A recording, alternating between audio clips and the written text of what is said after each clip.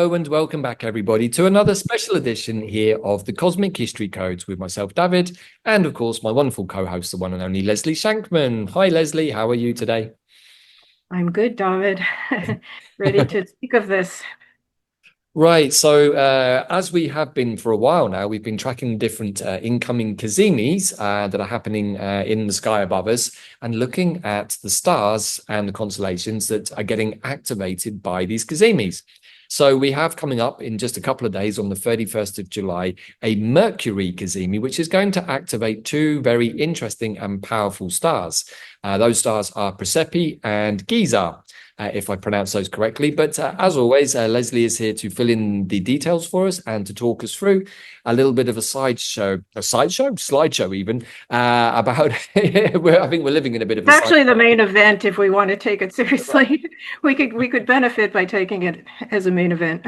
Right, exactly. So this is super interesting, and it's been in me and Leslie's awareness for, I say, a couple of weeks now, as also an initiatory and activation point for something that we are working with, both co-creatively, but also with many members of our tribe, which is the legend of Turtle Island, a 13-moon almanac to life as a new Earth pioneer. And it seems in many ways that this Cazimi literally happening just less than 48 hours before the wave spell of the blue magnetic monkey starts, which is all about magic and play, that we're being given the perfect setup to perhaps understand a choice point, but also to understand perhaps in a different way where we are as a collective right now and perhaps the different options available to us.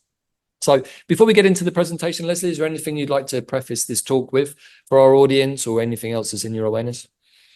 I think you did it well. I think we're looking at the choice point, but through the radiations of these two stellar worlds. And Right. what does it mean that these stellar worlds are speaking to us? I think we'd like to just bring that out. And if we get into the slideshow, we can just do that. All right, so in true Davyd and Leslie style, we're going to try and make this as succinct as possible, which we always say and very rarely achieve. But we always hope that you enjoy the presentations we put together. Judging from everybody's comments, I think that most of you get as much from this as me and Leslie do putting them together. We always have a lot of fun talking about these and pulling the bits and pieces together. And Leslie always does a great job on the presentation. So take it away, Leslie. Well, here's your starting, as you mentioned, the Legend of Turtle Island. And this is the whole impetus you're doing for the new year. The Zolkin just renewed itself, right? We're in a new 260-day cycle.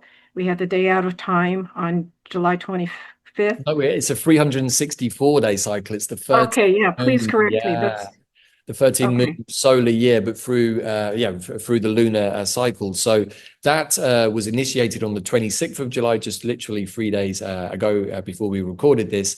And we're now into the year of the yellow resonant seed, which is beautiful because we've been working as a tribe for quite a while now, really the last 3 years, but in the last couple of months, very, very strongly through a series of immersions that we did that took us to the shores of New Earth in the higher dimensional realms. And now in true Skywalker style, which is my glyph, trying to bring heaven down to Earth and put it into the 3D by giving ourselves the navigational points in the sky, which is really what an almanac is, particularly if you're a farmer or gardener, you're looking to the moon cycles to understand how to manage your land. Or in this case, your new Earth. Now, that new Earth terrain is both something inside of us that is fertile, that is needing new seeds to be cherished and watered and cared for, but it's also really another way of understanding where we are in this cycle and how we can step into a new way of being where time is art. And in order to do that, we're having to break the 1260 cycle of slavery and taxation and add in what was already there, which is the 13th. In the 1320 calendar, the 13 is always the transcendent point. So we've been Mhm. living in a world for a long time now where we always got cut at the 12 and we're never able to move beyond the cooperation point, which is the 12th tone, which we could also say perhaps in a lower form could be slavery, co-opting, manipulation. And we never get to go to the number 13, which is the goddess. So we've now embarked on this journey for the next 13 moons, 364 days, or we can say the next year. And each month we're going to be looking at the totem moon. So we're now in the moon of the magnetic bat, but also the tone quality. So this is the first moon, which is the magnetic tone about magnetizing towards us. So as well as being a little bit of blurb about what this journey is, if you want to find out more, please do check out the URL. But it's also really why this presentation we're about to do is the unofficial start for this journey, because it's giving us some of the activation points with which to start magnetizing those things that we want towards us, so that we can plant the seeds that we want, and so that we put them in good soil with good nutrients, and that they grow into the wonderful things that we want them to be. So that's a little bit of an overview. Thank you for allowing me to do that, Leslie. I think that's great. And perhaps if we can move on to the next slide, I just want to set this up and then hand this over to you really to get into the details. If you can, can you move to the next slide, Leslie? Yeah, there we go. Thank you. Yeah. So here is the nuts and bolts, everybody. It's the Mercury Cazimi. It's happening on the 31st of July, happening at 23:41 Universal Time. On the left, we have the traditional Western astrology, and on the right, we have the 13-sign true sidereal or constellational astrology that we're now really starting to work with a lot more, both myself and Leslie and Bella, but many of our tribe too. So we can see here on the left, yes, this Cazimi is happening at 9 degrees in the minute of Leo, but actually over here, it's happening in Cancer. This is where it is actually happening in the sky. So that's really just your coordinate points to understand. You can also see here on the left that I've actually included one of the stars that we're going to be looking at today, which is the star Praesepe, or the beehive cluster. So feel free, everybody, to take a snapshot of that, a screen grab if you want, because there's a lot to look at here in the astrology, but we're just going to be focusing today on Mercury being combusted by the sun and the two really, really interesting stars that are getting activated by it. So that's it from me. I'm going to hand over to Leslie now, and she's going to talk us through what this is all about.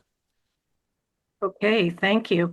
So particularly as you just said, we're moving out of a time lock that we've been in with the 1260 timing, and we're starting to learn the natural rhythms as they've come to us through the different languages of the different Mayan calendars, which you're leading very nicely, and a lot of people are learning, which is just wonderful. So you're also being called, and I'm feeling this myself, and we're hearing it from a lot of people. Wait a minute. If we're trying to get out of a time lock, it seems like Western astrology, Western tropical, is kind of based on a time lock mechanism. It's based on the seasons, and it goes around and around. And perhaps it keeps us in a certain patterning that we've certainly learned a lot from. And yet it seems to be time. We seem to be called to be moving beyond it. The 13th tone, if you know the musical scales, after the 12th scale, there's an up in the octave when you go to the 13th. So that's the principle at work here, and I think with this exploration. And if we do start looking at the true sky, we're really going to be looking more at constellations and stars.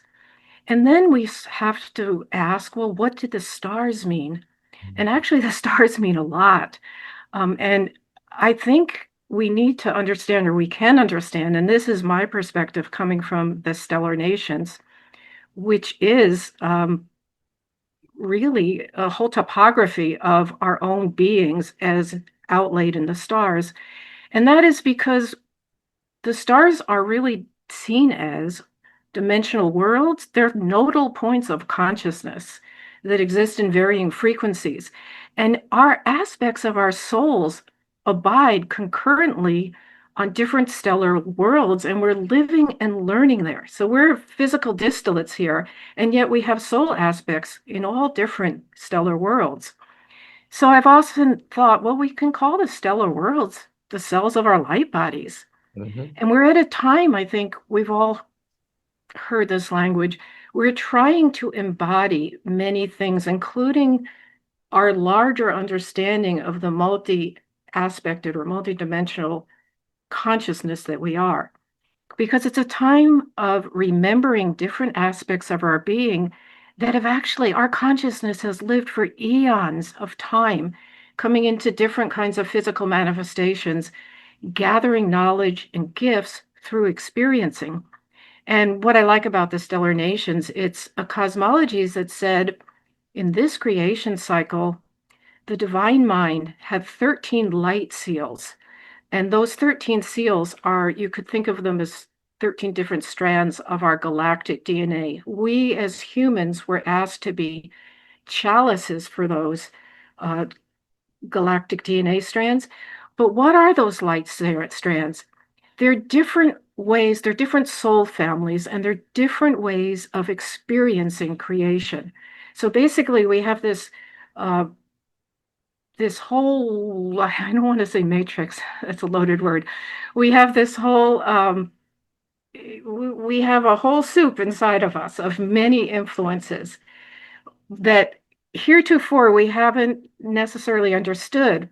But now we're coming to a time where it's very important to understand these aspects of ourselves. And we can do that really effectively if we know the stars or what aspect of us that's living on a given star. What's the information on that star? What is that star? It's a conglomeration of soul aspects. It's a conglomeration of you and me, Davyd. We share certain stars. Um, and on that given world, we're learning, experiencing, and developing something. So that's happening concurrently while we're here in our physical bodies.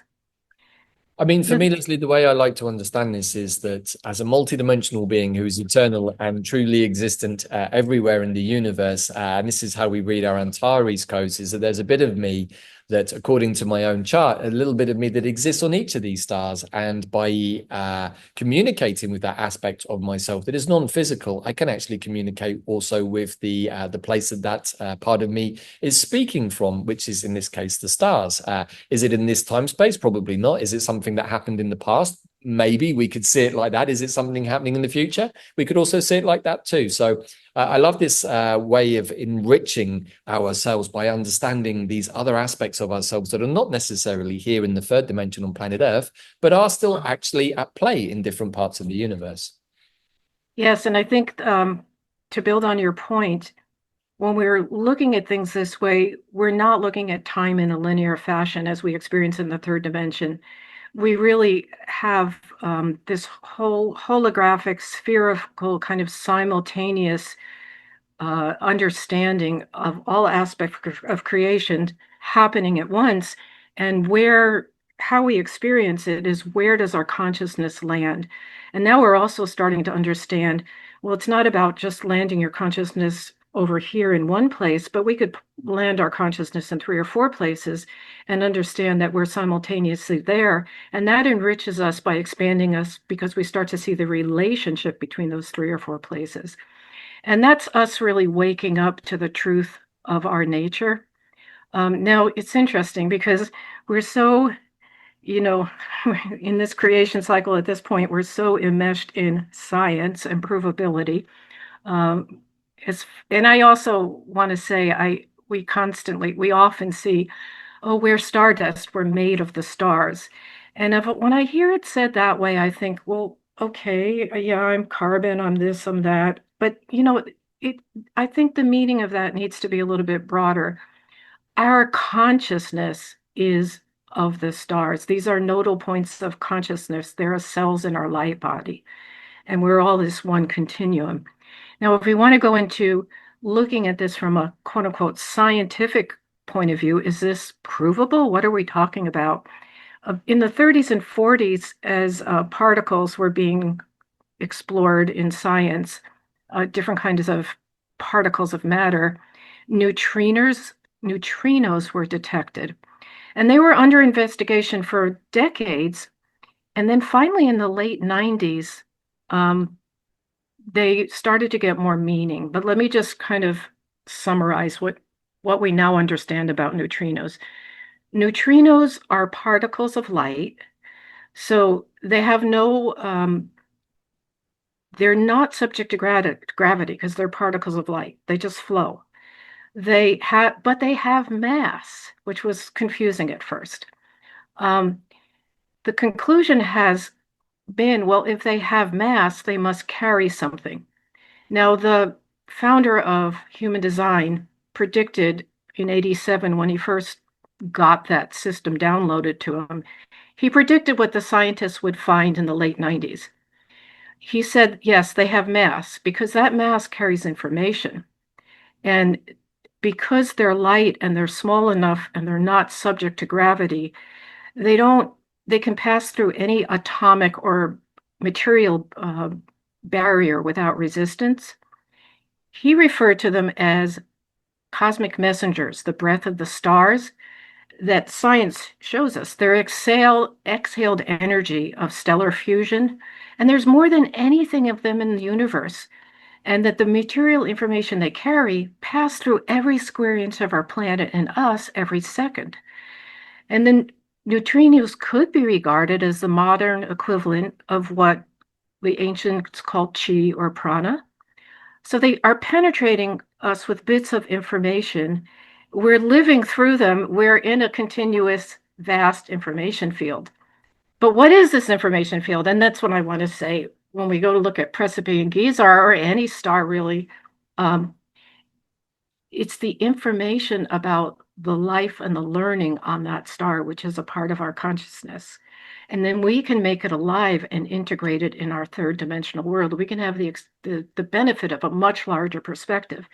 And in fact, it's not just about this quote unquote higher aspect feeding us so we can develop.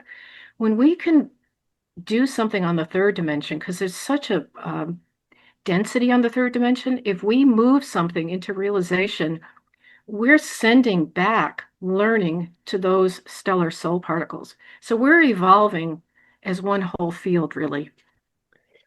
Okay, so we're talking about Praesepe now, even though we see it in Leo in a minute, in tropical astrology, it's roughly 7 degrees, 36 minutes of Leo. It's actually in the Cancer constellation. It's in the Beehive cluster, and it's near the head of the crab.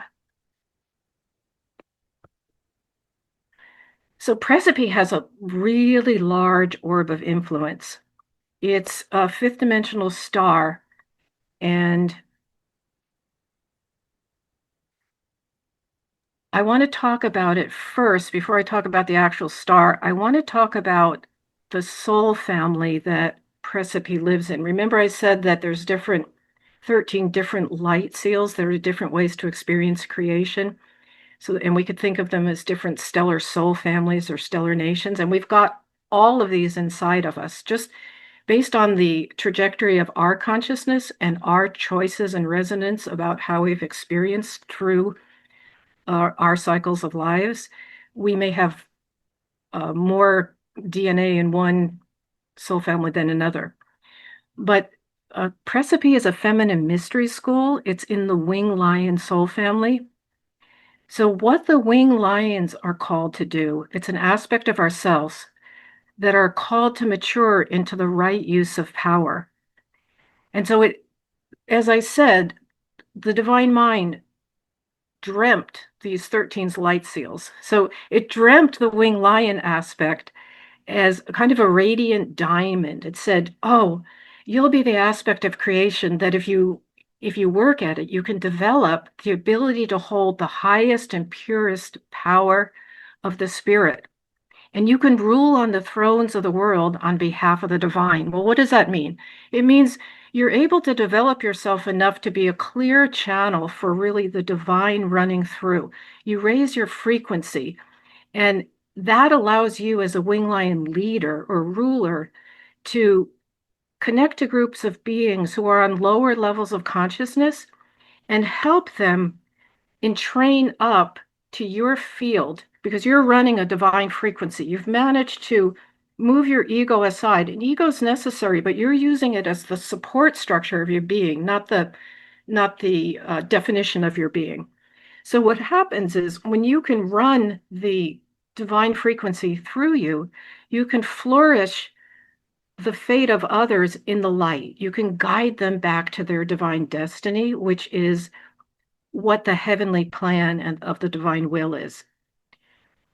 So Praesepe is the feminine aspect in this nation. There is a whole pathway through the stars that are more yang and hierarchical learning, and then there's a feminine carrying of this.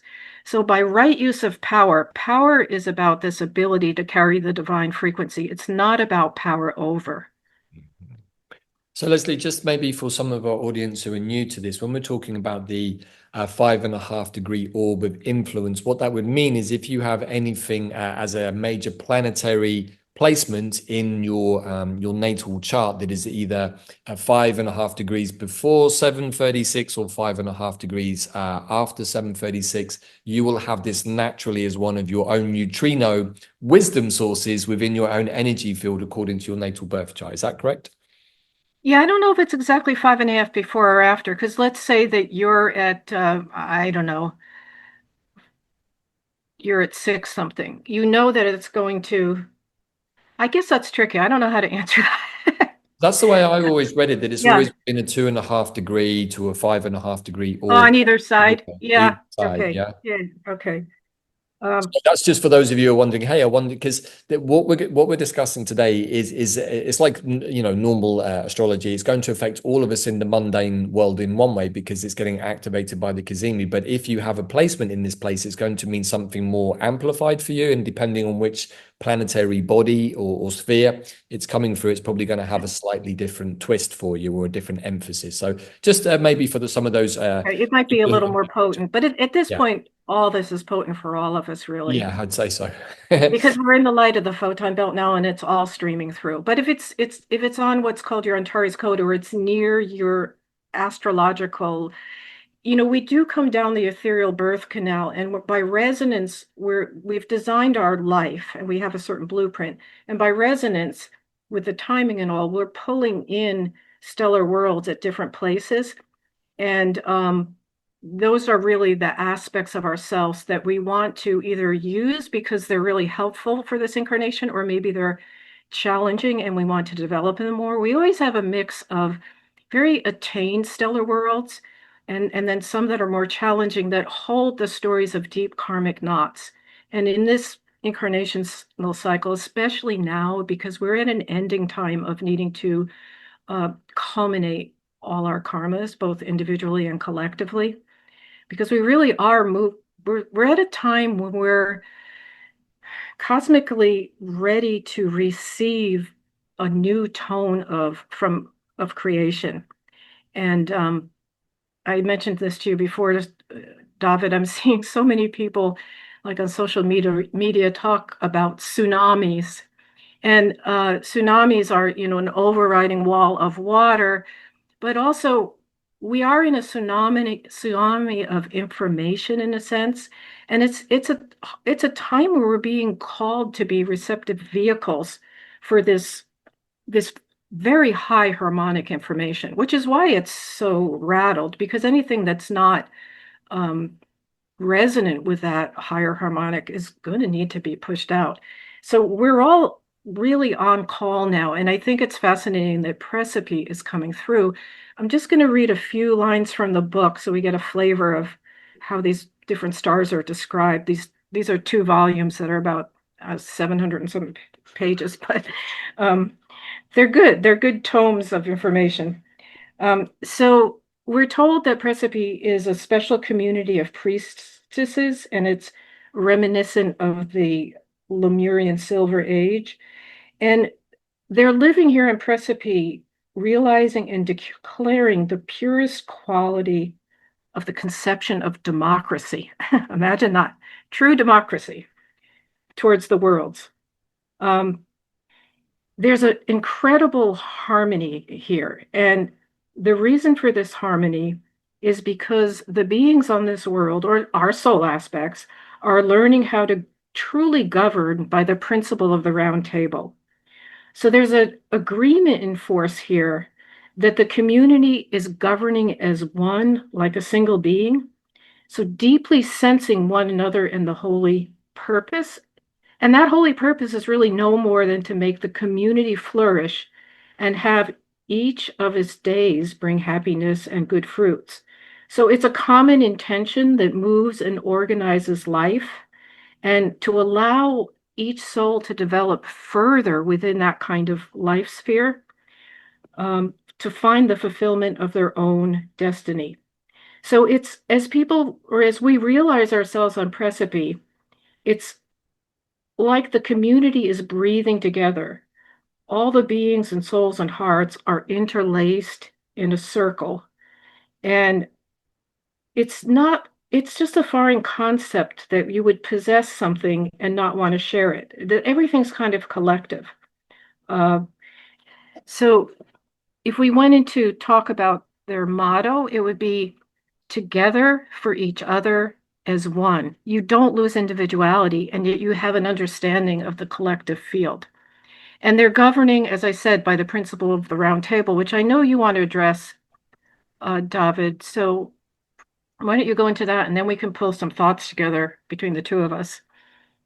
Right, so it looks a little like some of the slides got a bit messed up here, maybe in the transference from Keynote to PowerPoint. But essentially, what I wanted to highlight is something that I've been talking about for a while, and I've been sharing with Leslie in the way that I've been working with my own soul aspects through the Stellar Nations pathway, understanding that there are 12 strands of DNA, of which 10 are etheric. And then when those are all harmonized and integrated into the one, i.e. us, it forms this 12 aspects of the round table, which then activates what we would call the hollow mind perceiver, or perhaps the quantum field or the Holy Spirit, depending on which terminology you want to use.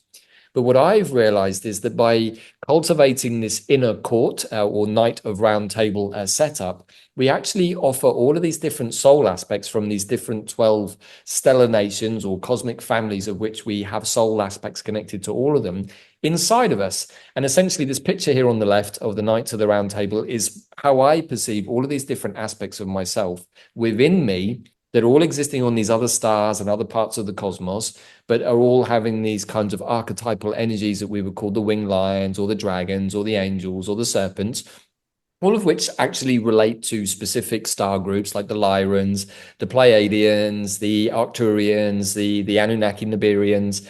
And so we have all of these different aspects of our DNA, which is what we agreed to in this experiment. But unfortunately, as we work through the Stellar Nations pathway, we understand that some aspects of ourselves are actually acting as inner saboteurs. And rather than sitting at the round table harmoniously, they're either not at the table at all, or even worse, they're hiding under the table trying to overturn it and throw all of the good plans that we're making for ourselves into disarray. So this is really interesting for me because this whole activation through this Mercury Cazimi for me is activating really here an interesting part of the Knights of the Round Table, which is that each of the knights actually correlates to an attribute, to an emotional attribute, or we can also say to some aspect of the original zodiac. But there are 12 knights, as there are with the different Stellar Nations families, but there's also the one, and the one is the center, and that really is, I can say perhaps how the Knights Templars relate to the Knights of the Round Table is that they were always protecting the grail within, which is really the Christed consciousness. And we can understand that in many different ways. And so I also pulled out the same phrase from the book, together for each other as one. And we can understand that at a personal level, that this is all of us harmonized within ourselves, but also how we can then take the individuated into the community space and basically adopt a kind of a round table situation for ourselves in our communities, where every single night has a different quality that is contributed to the whole, each one as equal as all of the others, but different. And I would say the same thing about the DNA that I've been working with through the Stellar Nations. And there are many different aspects to this that relate to quite a few other corollaries as well. So as part of the 13 Moon Almanac, every single month, I'm going to be investigating and transmitting information about each of the different nights around the round table. And for me personally, Leslie, what's also super interesting is that Tristan actually has exactly the same shield as my own family. The Farrell family has exactly the same shield. And my family is also deeply connected to Cornwall, and Tristan was the nephew of King Mark of Cornwall.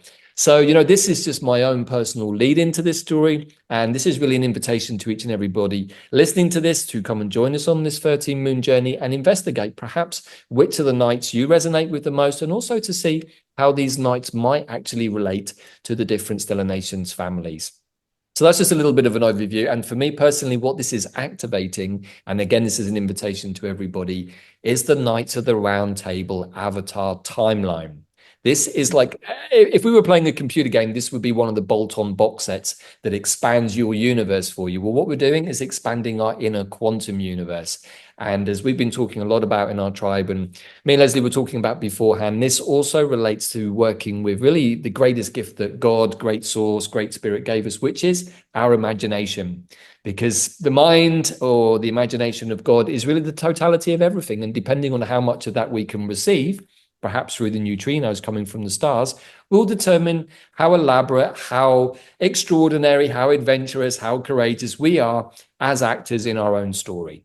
So yeah, I just wanted to add that in, Leslie. I hope Well, that I think it's coherent and very made sense. important. Yeah, it's important, and um, it builds on something we need to bear in mind, and that is, especially as we look at the second star, we know now we're in some kind of incredible war, and the war really is a war on consciousness, war for our consciousness, on consciousness.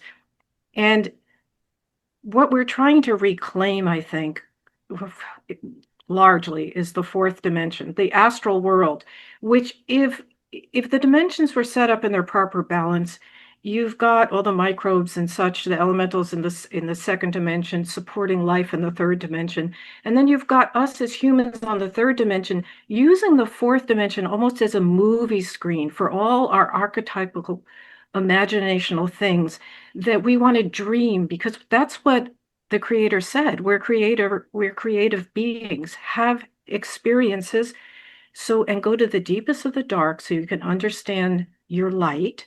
You're going through a cycle of polarity or duality, victim, victimizer.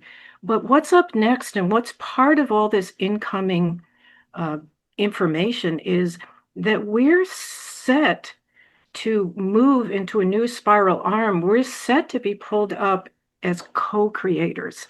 Mm. So we need to get back our movie screen with our clean, archetypical, fun, creative, holy, sanctified, whatever uh, outpourings, so that we can then have the bridge to the succeeding, I'll call them dimensions or frequencies. They're just different concentrations of ways to experience the divine mind, different resonances.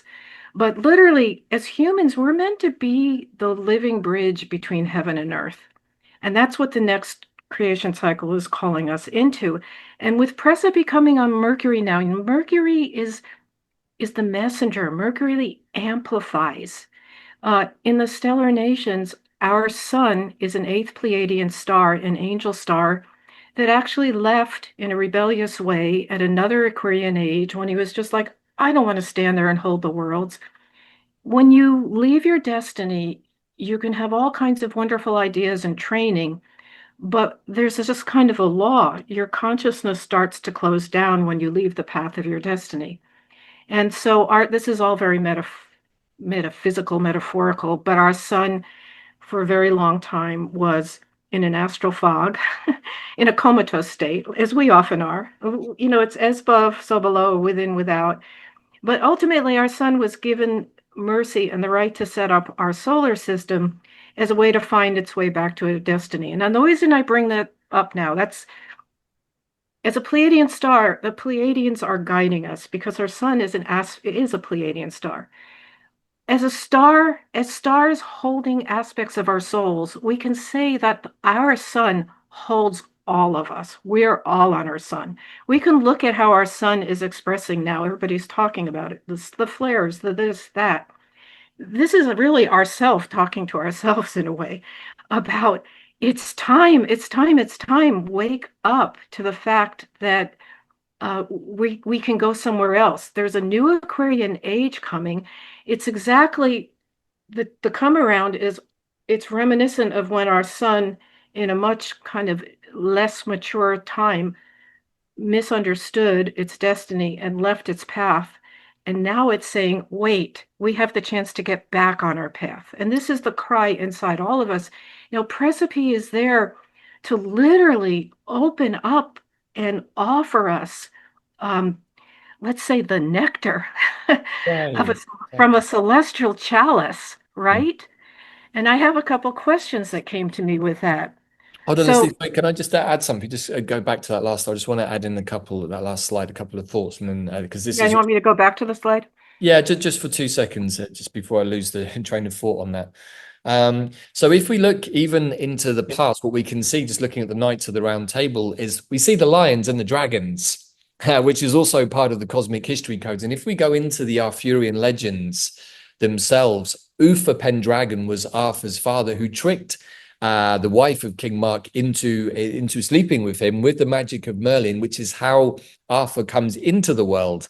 So we can also see here, even in the supposedly mythological history of the Blessed Isles of Britain, we still have some of this kind of story between the dragons and the cats. Who's really in charge of the land? The dragons, the primordial energy, who claim ownership because they're in the ground and they've been here the longest. Then you have the Lyran beings coming to instill a sense of a free will, but protecting the divine energies of the goddess. And this is a kind of a battle that has been going on for a long time, which has only recently come to a place of conclusion in the cosmos, perhaps even within ourselves, as the dragons, the protectors of divine will in the universe, and the cats, the protectors of free will, have finally come to realize that they're just another aspect, really, of the dualistic nature of this planet, which is why I find it so fascinating that Praesepe is the fifth dimensional star, which is kind of the next notch above the world of duality, which is where we exist in the 3D and the 4D. And it gives us that perspective of non-duality, where we can see both sides of the story, because in duality, there is always the paradox that there's never just one truth. There's always the opposing truth too, and both are always true at the same time. As confusing, bewildering, and sometimes just irritating as that is, in my meditations and investigations, I found that to be equally true. And if we're looking at the Gogglebox narratives at the moment, I can look over here and say, wow, that looks really, really bad. But then I can look over here and say, yeah, but actually, because it's so bad over here, something good is going to come of this. So is that really, really bad, or is it good? And as we've often said, the light is always working through the dark, because the light doesn't like to do the dirty work. It lets the dark do it for it. Does that mean that the light doesn't benefit? No, of course not. The light benefits from pretty much everything that the dark does, because we're always learning through that experience. And so I love the fifth dimensional energy. I spend a lot of time meditating in there and having these kinds of meditations to make sure that I'm not getting triggered or polarized. And I think that this star getting activated now, as we're also in the Lionsgate portal, which of course is very much connected to the Lyran beings, to Leo, to the Sphinx, all of those energies, even our old friend Dandelion, for those of you who've been following us for a while, very connected to these energies. And Dandelion as a spirit being is also very much about the qualities of leadership and shining that very kind of regal light that the lion beings give us. So I just wanted to add that in, Leslie. Hopefully that wasn't too much of a Yeah, sideways. no, well, we could always go on. I mean, you talk about understanding the wisdom and power of the light and how it often works through the dark. That's the seventh star of the Big Dipper. The Big Dipper is the seven qualities of Christ consciousness. That's the star Alcade. And it's about having understanding that this is the way things work. And it's about coming to those the seven wisdoms are really the platforms of Christ as consciousness that we can stand on, that allow us to pretty much be neutral. I mean, we still can play in the third dimension, we need to, but we can be a living bridge back to it. We don't have to be subject to the this or that, either or. In fact, we've talked about this, David, also, but the healed warrior nations, the feline and the wing lion, I'm sorry, the feline and the dragon as warrior nations, their energies came back in healed galactically, not necessarily on the Earth, in 2024. Yeah. And one of the messages from the dragons is, when you're fighting your opponent, it's not about winning, because if you win and someone dies, it's I mean, that worked in one paradigm, but it's about using the opposing force as a catalyst to build your own light. And when your own light gets strong and big enough, that opposing force can't exist. It's not resonant with that light. So you're going to move yourself beyond it, and you're going to help move creation beyond it, which is actually very much a wing lion thing too. Actually, in the end, the true wing lion leader is a merging of all the 13 stellar nations. So anyway, we're probably getting a little obtuse, but um, I just wanted to reflect a minute on Praesepe. Praesepe is the womb of the divine feminine. We know that the divine feminine energy is coming back into consciousness. So I'm feeling now like we're being invited to receive, let's call it the honeyed nectar, meaning something really sweet and nourishing from this celestial chalice of the divine feminine. And it made me ask the question inside about we always hear, well, we're going into an Aquarian age and we've got a hive mind developing and we have to be careful because of AI. What is the hive mind? But I wondered, and just something for us to think about, is the hive mind that we're wanting to move into, um, is it actually a whole field of a feminine frequency? And the feminine frequency is that which remembers um, the particulars of life inside the whole. I mean, the feminine frequency understands everything's connected, really. And therefore, it remembers that creation is nested in eternity. When we have things against the backdrop of eternity, if we really live that way, we know we're not afraid of death. Our consciousness can flow, um, and there's a harmonic of eternity, and I think that's what's trying to come in now. And that harmonic is the true divine essence, and that true divine essence is the song of love. In the beginning was the word, and the word is love. Love is a frequency, and it's a harmony. So that's just something to think about. And I just say it because I think there's such a potency with Praesepe coming in now. And with that, I just want to mention something that when we talk about our active imagination and our creativity and us taking charge of the fourth dimension and populating it, not with video games, but our own inner video game or our collective video games on the telepathic, there are some wonderful writings coming out, and I would sincerely recommend this book. It's The Hierophant, and it's the return of memory. It's called a navigational epic. It's a little over 700 pages. It's so easy to read. It's so fluidly written. But this is the marriage of the law of time, the Mayan calendar understanding, and the stellar nations. And a return of memory has to make me, when I read the book, well, the woman, Deborah, is very familiar. She knew Jose Aguadas um, for a long time while he was alive and was involved with his work. And she's still involved in the Law of Time Foundation and with Stephanie South, his partner, who continues the work. Um, and she's working on a second novel. But literally, she has so many stellar worlds, and she has the idea of the reclamation that we're going through, the idea of being able to be ready to receive this harmonic and what we need to do. And she has the characters literally working on in their earth distillates and in their different their different soul aspects in different places. It's so well done. But it really is a catalyst to wake us up, which is why I bring it in. And she writes it, she says in the beginning, Return of the People of Oma, which is part of the Jose Arguelles has a treatise on this. It's the original matrix attained, is what OMA stands for. In other words, reclaiming the divine matrix, which she has actually, Praesepe holds a big part in her book about creating, so, being a portal for some of the new incoming energies. But what you can do is you can just, you can Google OMA-Ingles, INGLES.PDF, and you can get a little PDF that explains this whole original matrix attained. And as humans, who we are, what we would need to be, what we need to remember to work on this. And then the book wonderfully, entertainingly talks about it. I just want to say, I think this overlaps the stellar nations in many ways, the books. She has many stars in there that are so, I know she doesn't know the stellar nations, but she's using each star appropriately. So that makes me feel like, oh, return to memory. These are archetypes inside of us. They're real. It's not like, yeah. So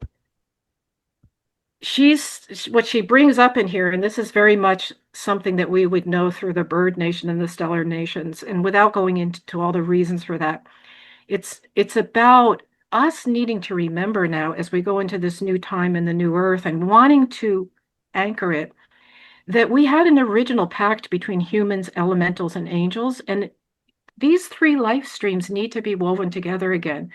And I love the way she explains them. Humans as life bearers, and there are human star-born souls who carry the codes of creation, and probably many of us feel like this. We've incarnated with a feeling of service to do something, but that service is actually to activate the codes of the divine plan. And we're planting the seeds of the new vision, and we're using our minds and hearts to activate what's called the law of precipitation.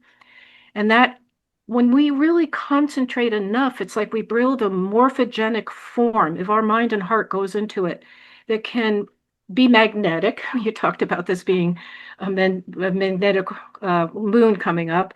Is that right? So the magnetic is drawing to it, precipitating to it. So the form comes into manifestation. And we're meant to be, as humans, the bridge between heaven and earth, as I mentioned before. Then she has, these are all the characters in there, so it's beautifully done.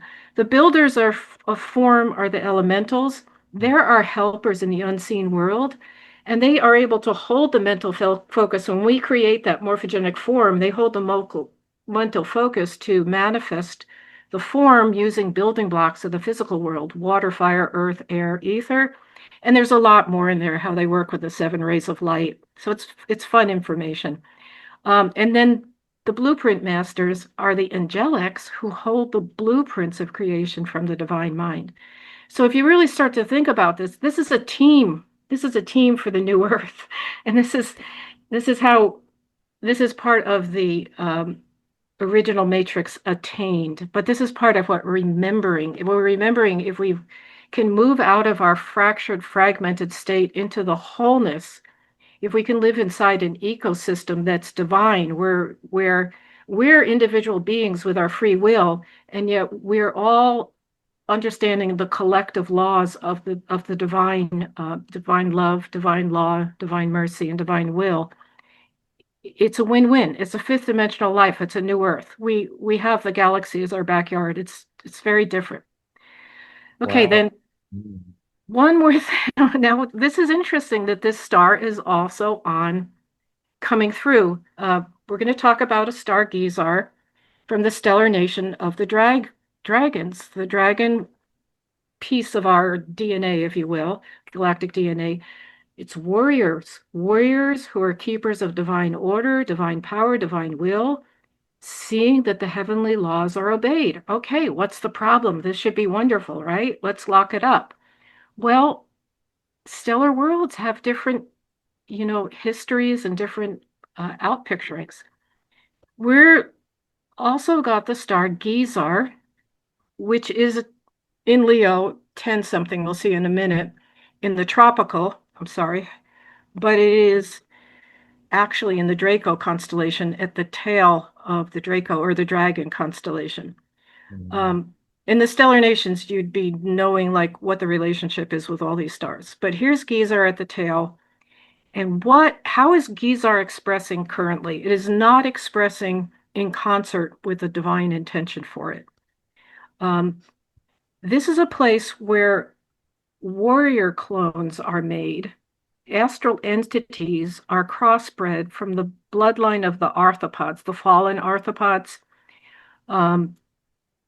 These astral entities are produced with special gene manipulation technique, which creates destructive and pre-programmed beings with no conscience or feelings.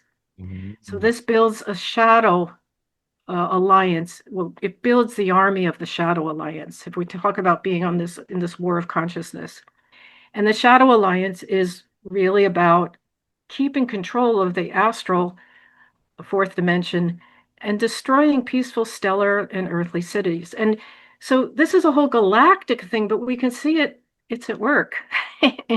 And this is really just our choice point here. I think it's interesting that the two of these stars are out together. So we could say that I'm sorry. Didn't take the sound off that. Yeah, so this is our charge. You know, what do we identify with? What can we hear? What do we want to be? And we've got the option now. We're literally at a time where we can have I mean, if we listen to the stellar nations, the potential for the cosmic rearrangement exists I'll take this off screen share, exists in 2030. Just a second. When we talk about cosmic or galactic rearrangement, I don't know if it means that planets fly for the sky, but I think we can count at least that there's dimensional shifts. And with dimensional shifts, you have different expressions. So expressions of how quote unquote experience or reality happens. So that's, I think, all I really wanted to bring out here. Well, it seems that we may be having some interference from some of those pesky arthropods, because I see that the internet is starting to fail a little bit. But I love the presentation, Leslie. I also did the background research and have looked at some of these stars before and wanted to invite you to do this talk. A, because I think it's interesting, but B, because it seems so absolutely on point right now. On the one hand, we have this opportunity to step up to being the cosmic humans, which we've actually always been and now remembering that we are. But we're going through the birthing of the remembrance, where we're going through something unique, which is to die a conscious death in the 3D and still live through it. Normally, when we ascend, we have to cross the veil and we go through all of the review process, and then we have a chat with the people upstairs, and we come back down and we give it another go.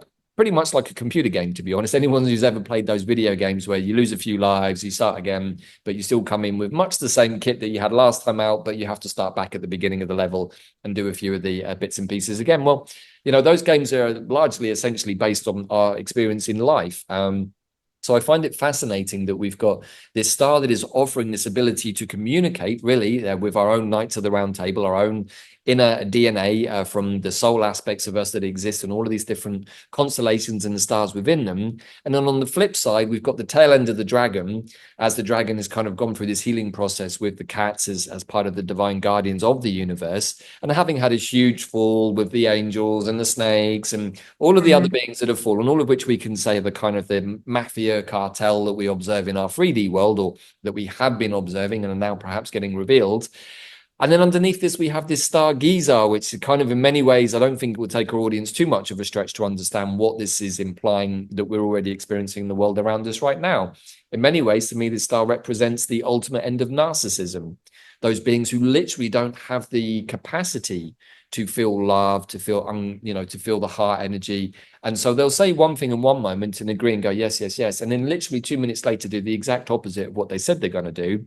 And cause more havoc and chaos. And again, we don't have to look too far into the goggle box to see how that's playing out. Beings that say, yes, I'll do that. Let's have a peace treaty, only to continue bombing each other. To me, that Guisar star pretty much represents that, because behind all of that, there is a lot of arthropodic grey energy with beings who don't really have the capacity to understand what respect is, what trust is, but do understand what betrayal is, because they've had so much of it happen to them that it's their kind of their starting point. So even though it can be tricky sometimes, what I found when dealing with these energies is it really requires that fifth dimensional perspective that Praesepe gives us to say, you know what, I have compassion for those beings who have so little love in their world that they instantly distrust everything and have no intention of respecting anything. I'm like, what must it be like to be a being that has no respect for anything? Maybe initially the idea can seem quite alluring, hence why the underworld has been so full on this planet for a long time.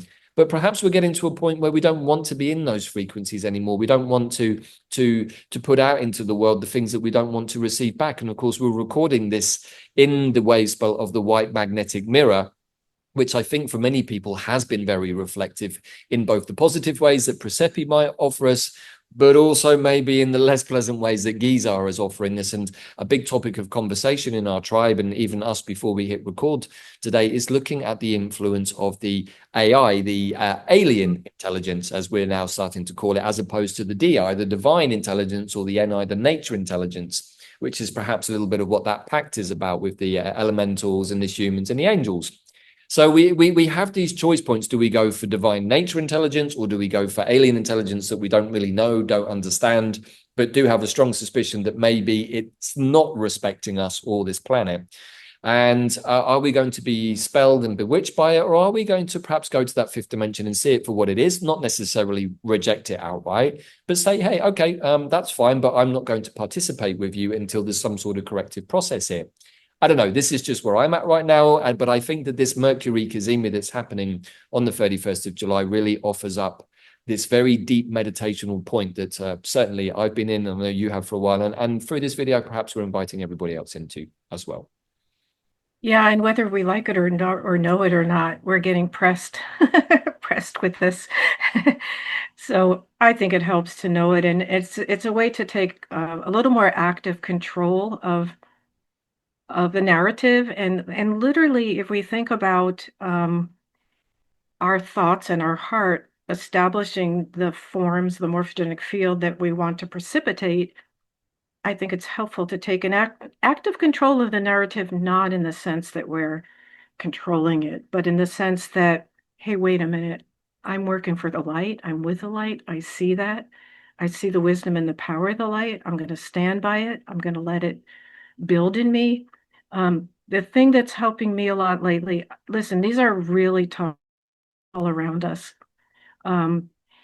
It's just, I kept feeling like it's really important to be the field that we literally to be the field like of Praesepe, just as much as we can be that field. That's why I'm wondering if that field is literally the, what we would call the hive mind, because if we all lived in that field, we would have that consciousness of being joined and we'd feel it together. And yet we need to do that field with, like we said, with Praesepe, the understanding of the democracy, the round table.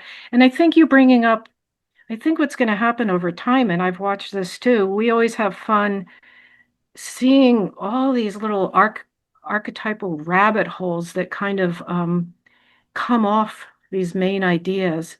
But I think that's part of our memory we're reawakening. We have so many of these archetypical pictures and forms that are like echoes inside of us that are really about the wholeness that we are, and they're little clues, right? But we're getting back there. So I think holding on to that field or the idea is, for me, is like, no, I know there's a wholeness. It's interesting because Bay and Aniko did say a number of years ago, and I haven't asked them if it's still what they think about it, but certain stars like Guisar are so dissonant, so out of sync with what the idea of every stellar world or earthly body or planetary body has the divine mind held in the center of it in the form of the Holy Spirit holds the idea for that planetary body that's in the divine plan. And Guisar is so out of sync that it could explode. I don't know what that means, and It will mean that the dragon will become like a Manx cat from the Isle of Man, which doesn't have a tail. Maybe something like that. maybe, or a volcano is out its top, or maybe this is part of why we're seeing all these, all these things. We're seeing the earthquakes and hypothesizing about possible volcanoes. These are all echoes of these waves of energy that are happening on many different levels of expression.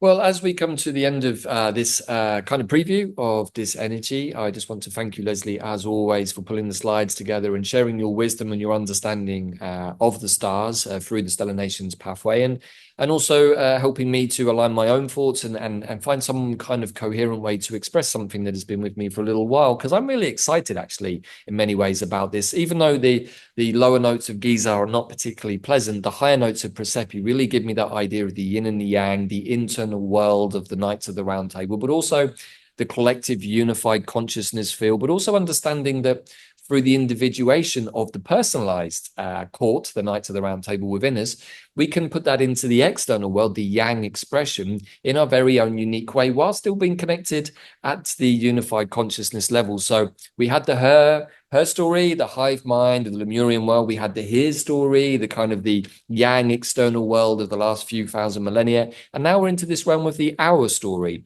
which is where we get to be ourselves, but also as part of the collective. And we get to be able to express our uniqueness through our external expressions, our yang expression, whilst holding this internal world, which we're all connected in. So I think this is really, really exciting. And hopefully everyone who's watched this video today understands or appreciates the invitation which is on offer to all of us here. And all we have to do when we have these Cazimis is put the intention to the universe, to our higher self. Hey, I'd like to activate this aspect within me and let it unfold. And I think here's the final thought that I like, is that interestingly, in this moment, the best way to control the flow of your life is to surrender to the unknowingness of what's about to happen. Because in doing that, that is the control that actually weirdly is another paradox here in the 3D. So Exactly. It's all paradox when you get to the 3D. right. But then when you start getting comfortable with moving around the levels, it's all fun. So, Right. This is the beauty of meditation, everybody. Take some time, go inwards, talk to those aspects of yourself, study the Stellar Nations pathway. We'll put all of the links to Leslie's website and the forum in the show notes underneath. And of course, Leslie will be joining us over the next 13 moons, delivering more nuggets of wisdom from the stars as part of the 13 moon almanac. And always, we have our regular live calls, both with Leslie's community, the Stellar Nations here in North America, but also the QPW tribe too, which are very interconnected. So I know many of you are watching this are probably in both tribes and love this kind of collaboration. And I just want to finish with, in Lakesh, I am another you. In Lakesh, yes. Okay. And I want to say the Hierophant is on Amazon. And it's just a fun thing as we try to break our cycles of screen and all that. It's an easy read. It can launch us into our active imagination. Sometimes, those of us who love Tolkien and these kinds of books, they inspire us because they're written as a channel. And sometimes fiction is a way of softening the blow of the reality that we're living in sometimes, but also giving us those inspiring counterpoints. So thank you for bringing that into our awareness, Leslie. Thank you for your time today. Thank you, everybody, for listening. I hope you found this as interesting and intriguing as we have putting it together. And we hope to see you all again very soon, either here for another Cosmic History Codes, Quantum Compass, or maybe even joining us on The Legend of Turtle Island. Thank you, everybody. We'll see you all again very soon. Bye for now. Thank you. Bye-bye.